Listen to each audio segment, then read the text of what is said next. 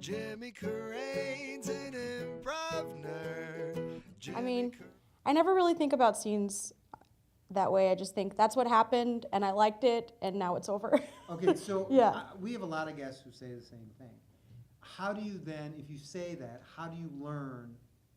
Like, because, I mean, you didn't, Second City just didn't drop out of the sky. You had gone to I.O., you went to Right. the conservatory, you were on independent teams here in Chicago. How do you get better then if you can't, after doing a show or after doing a scene, say, hey, I could have done this, I could have done that? Absolutely. I think I look at it more like from a larger perspective as far as like patterns I follow and like challenges I want to give myself. So like a pattern I follow is playing like low status. And I find myself doing that a lot. So like lately sometimes in sets, like a challenge, I'll be like, well, try and play a high status character this time. And that's like a note I'll give to myself. And I appreciate feedback from anyone, but I think also it's important to like not overanalyze things because for me personally, I know it works for some people, for me personally, it takes the fun out of it and it gets me in my head. And just in life in general, I try not to be too hard on myself about things, especially in this industry, so. Yeah, so I totally agree, because I Yeah. sort of overanalyze everything and just suck the fun out of it. No.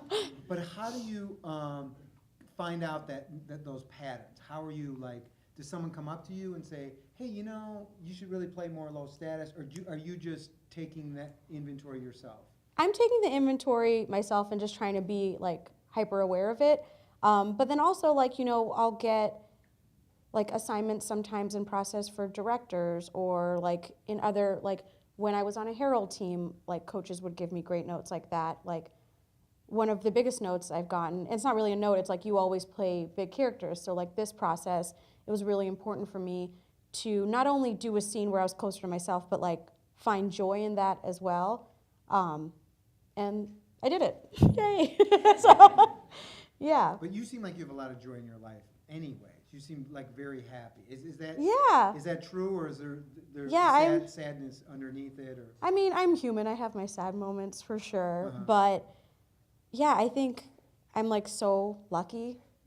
Like sometimes I like look at my life and I'm like, this is a dream. I can't believe I'm doing this.